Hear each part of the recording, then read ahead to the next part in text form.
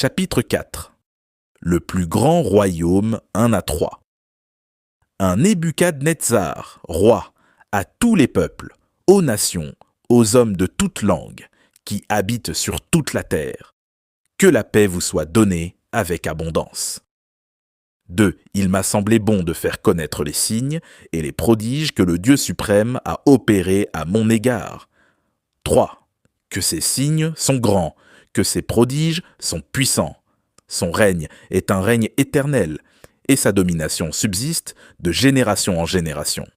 Ce chapitre, dit Adam Clarke, est un décret dans les règles et l'un des plus anciens récits, et il n'y a pas de doute qu'il fut copié des documents de l'État de Babylone. Daniel l'a conservé dans la langue originale. Le roi loue le vrai Dieu. Ce décret de Nebuchadnezzar fut promulgué de la façon habituelle.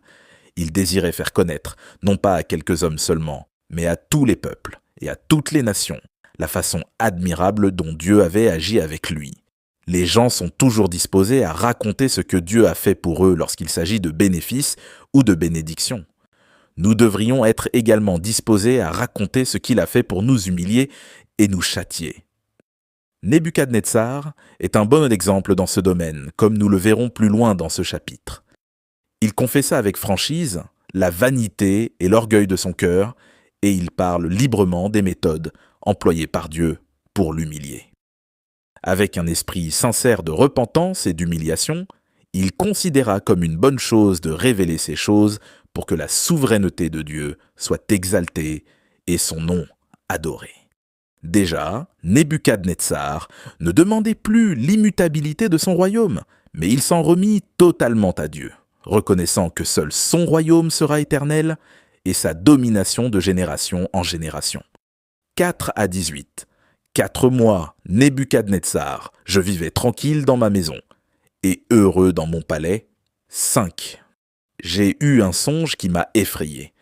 Les pensées dont j'étais poursuivi sur ma couche et les visions de mon esprit me remplissaient d'épouvante. 6. J'ordonnais qu'on fît venir devant moi tous les sages de Babylone afin qu'ils me donnassent l'explication du songe. 7. Alors vinrent les magiciens, les astrologues, les chaldéens et les devins. Je leur dis le songe, et ils ne m'en donnèrent point l'explication. 8. En dernier lieu se présenta devant moi Daniel, nommé Beltchatsar d'après le nom de mon Dieu, et qui a en lui l'esprit des dieux saints. Je lui dis le songe. 9. Beltchatsar, chef des magiciens, qui as en toi, je le sais, l'esprit des dieux saints, et pour qui aucun secret n'est difficile, donne-moi l'explication des visions que j'ai eues en songe. Dis, voici les visions de mon esprit pendant que j'étais sur ma couche. Je regardais, et voici, il y avait au milieu de la terre un arbre d'une grande hauteur. 11.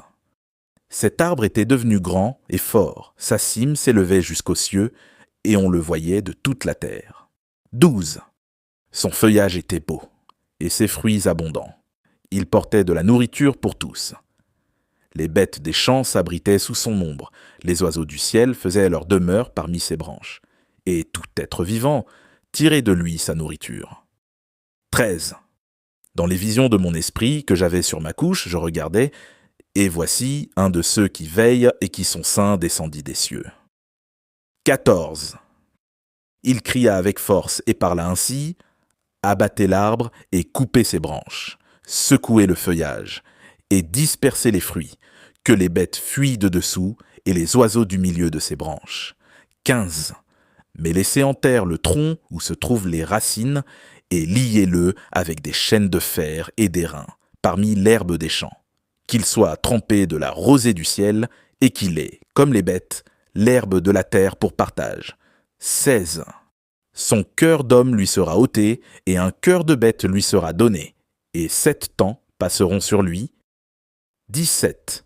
Cette sentence est un décret de ceux qui veillent. Cette résolution est un ordre des saints, afin que les vivants sachent que le Très-Haut domine sur le règne des hommes, qu'il le donne à qui il lui plaît, et qu'il y élève le plus vil des hommes.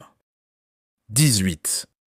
Voilà le songe que j'ai eu, moi, le roi Nebuchadnezzar. Toi, Beltchatsar, donne-en l'explication, puisque tous les sages de mon royaume ne peuvent me la donner. Toi, tu le peux, car tu as en toi l'esprit des dieux saints. Cette partie du récit commence lorsque Nebuchadnezzar a obtenu la victoire sur tous ses ennemis. Il a exécuté avec succès toutes ses entreprises militaires. Il avait asservi la Syrie, la Phénicie, la Judée, l'Égypte et l'Arabie. Ces grandes conquêtes le poussèrent probablement à la vanité et à la confiance en soi.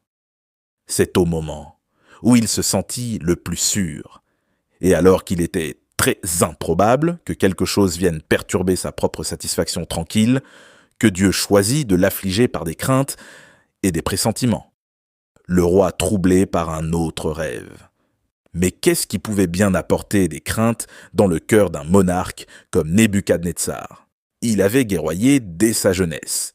Il avait souvent affronté les périls de la bataille, les terreurs des massacres et des carnages.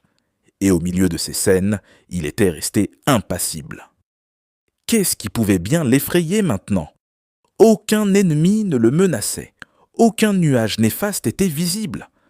Ses propres pensées et visions étaient utilisées pour lui enseigner ce qu'aucune autre chose ne pouvait lui apprendre. Une leçon salutaire de dépendance et d'humilité. Celui qui avait terrifié les autres, mais que les autres n'avaient pu terroriser, était terrifié par lui-même. 22. Les magiciens souffrirent une plus grande humiliation que celle relatée dans le 2e chapitre. À ce moment-là, ils s'étaient vantés que s'ils connaissaient seulement le rêve, ils pourraient en faire connaître l'interprétation. Cette fois, Nebuchadnezzar se souvenait très bien de son rêve et il le leur raconta. Mais les magiciens échouèrent à nouveau, lamentablement. Ils furent incapables d'en donner l'explication. Et une fois de plus, le roi se tourna vers le prophète de Dieu. Le royaume de Nebuchadnezzar était symbolisé par un arbre au milieu de la terre. Babylone, la cité où régnait Nebuchadnezzar, était approximativement au centre du monde connu. L'arbre s'élevait jusqu'aux cieux, son feuillage était beau. Sa gloire extérieure et sa splendeur étaient grandes. Ses fruits étaient abondants. Et il portait de la nourriture pour tous. Les bêtes des champs s'abritaient sous son ombre, et les oiseaux du ciel faisaient leur demeure dans ses branches. De quelle autre façon pouvait-on représenter avec plus de force et de clarté le fait que Nebuchadnezzar gouvernait sur son royaume avec tant d'efficacité qu'il offrait une totale protection, le soutien et la prospérité à tous ses sujets? Quand l'ordre fut donné d'abattre l'arbre, il fut ordonné que la souche soit laissée en terre. Il fut protégé par des chaînes de fer et d'airain, afin qu'il ne pourrisse pas, mais qu'il fût une source de croissance et de grandeur future. Le jour vient où les méchants seront abattus, et il n'en restera rien. La miséricorde ne sera pas mélangée à leur châtiment. Il ne leur sera laissé ni racine, ni rameau. Malachie 3,19. Le décret disait « 7 temps passeront sur lui ». Il est évident que cette simple expression doit être comprise littéralement. Mais quelle est la durée de la période indiquée par les mots « 7 temps » ? Elle peut être déterminée par la durée pendant laquelle Nebuchadnezzar, en accomplissement de la prédiction, fut conduit à faire sa demeure avec les bêtes des champs. Joseph nous dit qu'elle fut de 7 années. Ici, un temps signifie donc une année. Quel intérêt les saints ou les anges ont pour les affaires humaines? Ils regardent, comme aucun mortel ne peut le faire, combien l'orgueil du cœur humain est une chose inconvenante. En tant que ministres de Dieu, ils exécutent joyeusement ces décrets pour corriger le mal. L'homme doit savoir qu'il n'est pas l'architecte de sa propre fortune, parce qu'il y a quelqu'un qui gouverne le royaume des hommes, et c'est de lui que les hommes devraient dépendre humblement. Un homme peut avoir beaucoup de succès en tant que monarque, mais il ne doit pas s'enorgueillir, car si Dieu ne lui avait pas permis de gouverner, il n'aurait jamais pu accéder à cette position honorable. Nebuchadnezzar reconnut la suprématie du vrai Dieu sur les oracles païens. Il demanda à Daniel de résoudre le mystère. « Toi, tu le peux, dit-il, car tu as en toi l'esprit des dieux saints. » Comme nous l'avons vu dans Daniel 3,25, Nebuchadnezzar utilise ici encore sa manière habituelle de mentionner les dieux au pluriel, bien que la Septante traduise cette phrase de cette façon « Le Saint-Esprit de Dieu est en toi ». 19 à 27. 19. Alors Daniel, nommé Beltchatsar, fut un moment stupéfait, et ses pensées le troublaient. Le roi reprit, te dit, Beltchatsar, que le songe et l'explication ne te troublent pas. Et Beltchatsar répondit, Mon Seigneur, que le songe soit pour tes ennemis et son explication pour tes adversaires. Vint l'arbre que tu as vu, qui était devenu fort, et dont la cime s'élevait jusqu'aux cieux, et qu'on voyait de tous les points de la terre. 21 cet arbre, dont le feuillage était beau, et les fruits abondants, qui portaient de la nourriture pour tous, sous lequel s'abritaient les bêtes des champs, et parmi les branches duquel les oiseaux du ciel faisaient leur demeure.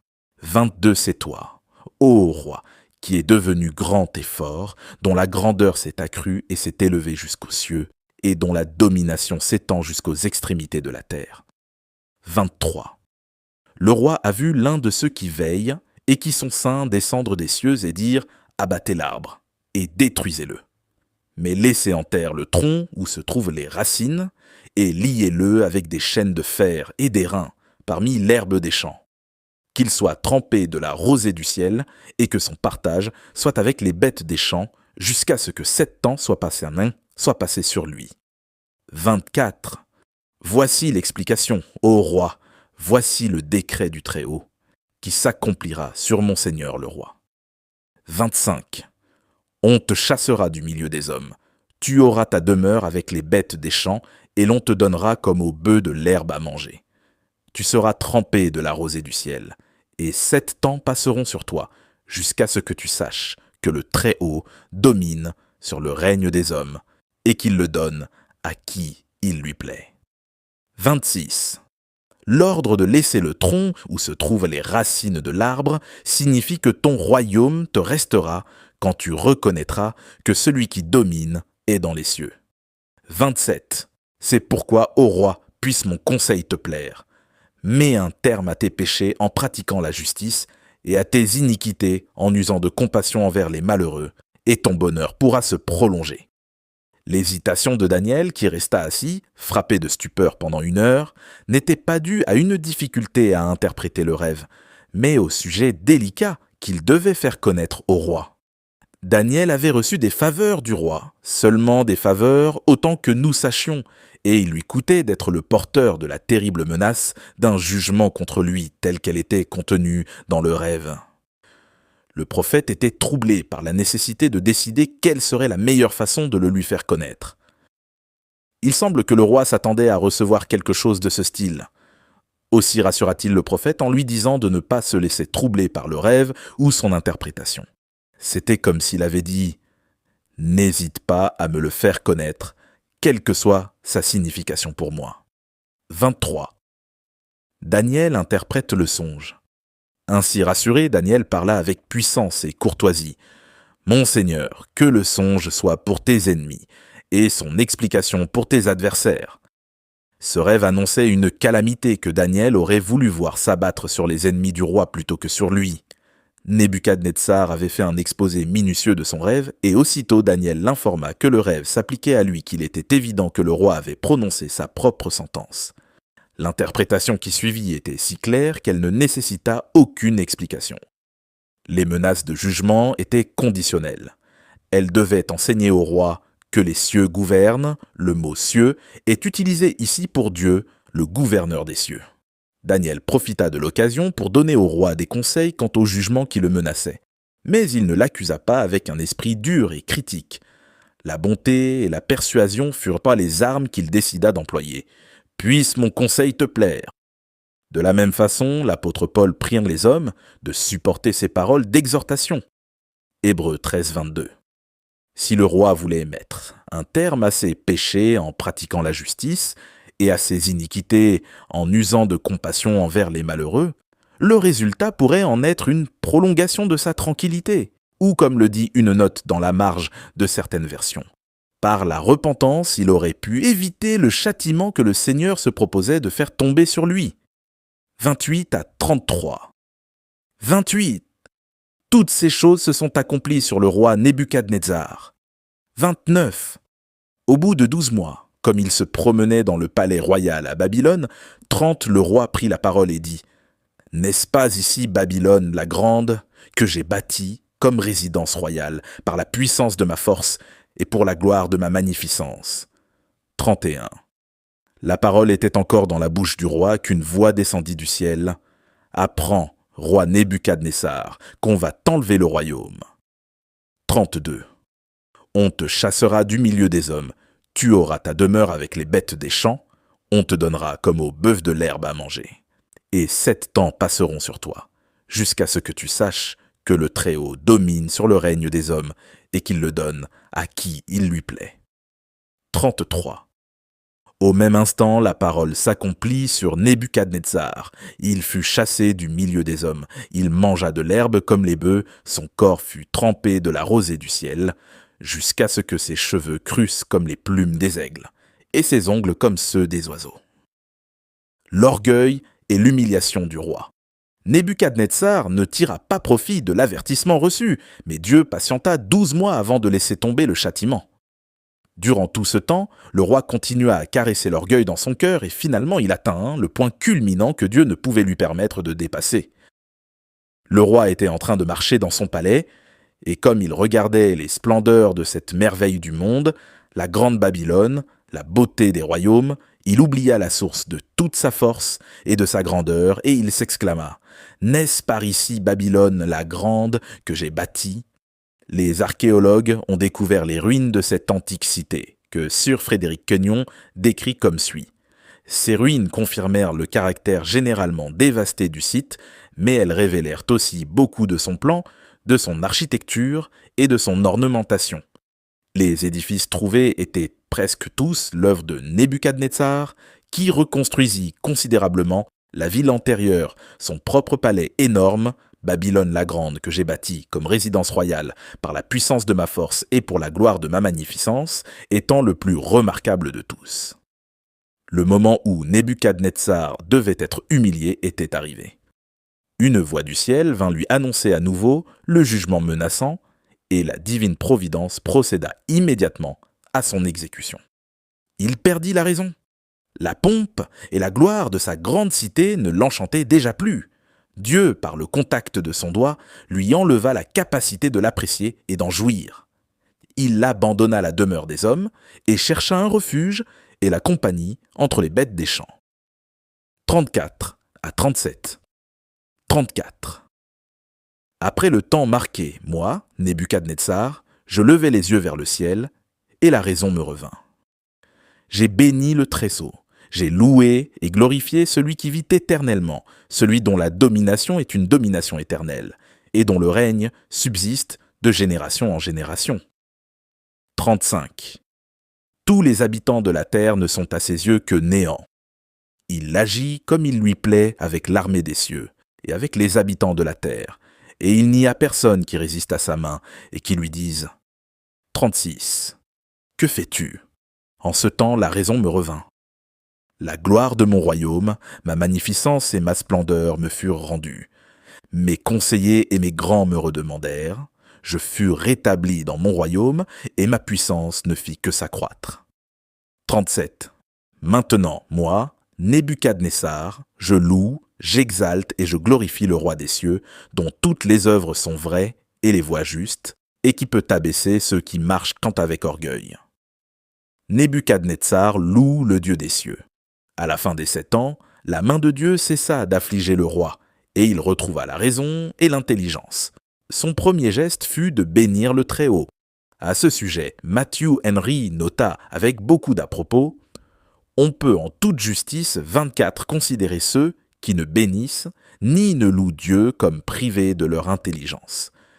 Et tant qu'ils ne commencent pas à être religieux, les hommes n'utilisent pas correctement leur raison, ni ne vivent comme des hommes jusqu'à ce qu'ils vivent pour la gloire de Dieu. L'honneur et l'intelligence lui furent rendus, ses conseillers le redemandèrent, et il fut rétabli dans son royaume. Il reçut la promesse que son règne lui serait assuré. Verset 26. On dit que, durant sa folie, son fils Évil-Mérodach régna à sa place. L'interprétation que Daniel donna du rêve fut sans l'ombre d'un doute comprise au palais, et il fut probablement le sujet des conversations. Le retour de Nebuchadnezzar dans son royaume dut être attendu avec intérêt. Nous n'avons pas d'informations au sujet du pourquoi il lui fut permis de vivre dans les champs et dans des conditions si déplorables au lieu d'être confortablement assisté par les employés du palais. L'affliction eut l'effet désiré. La leçon d'humilité fut apprise. Le roi ne l'oublia pas lorsqu'il retrouva sa prospérité. Il était prêt à reconnaître que le Très-Haut gouverne les royaumes des hommes et il les donne à qui il veut. Il envoya à travers tout son royaume un avis royal dans lequel il reconnaissait son orgueil et un manifeste de louange et d'adoration du roi des cieux. C'est la dernière mention que nous avons de Nebuchadnezzar. Ce décret est daté de 563 avant Jésus-Christ, soit, d'après la chronologie adoptée par Adam Clarke, 1 an avant la mort de Nebuchadnezzar, mais d'autres lui attribuent une date qui précède sa mort de 17 ans. Il n'existe aucune indication que le roi soit retombé dans l'idolâtrie. Nous pouvons donc en conclure qu'il est mort en croyant au Dieu d'Israël. Ainsi prit fin la vie de cet homme remarquable. Au milieu de toutes les tentations qui accompagnaient sa haute position de roi, nous pouvons supposer que Dieu vit en lui un cœur sincère, intègre et des desseins purs qu'il pouvait utiliser pour la gloire de son nom. Il s'ensuit qu'il œuvra de façon admirable avec lui, dans le but apparent de le séparer de sa fausse religion et de lui faire servir le vrai Dieu. Nous avons son rêve de la grande statue qui contient une leçon de courage pour les hommes des générations futures. Nous nous souvenons de son expérience avec Shadrach, Meshach et Abednego lorsqu'ils refusèrent d'adorer sa statue d'or, lors de laquelle il dut à nouveau reconnaître la suprématie du vrai Dieu. Pour finir, nous avons les admirables incidents enregistrés dans ce chapitre, qui nous montrent les efforts incessants du Seigneur pour amener Nebuchadnezzar à reconnaître entièrement le Créateur. Ne nous est-il pas permis d'espérer que le plus illustre roi de Babylone, la tête d'or, aura finalement part à ce royaume devant lequel tous les royaumes de la terre seront comme la balle et dont la gloire ne se flétrira jamais ?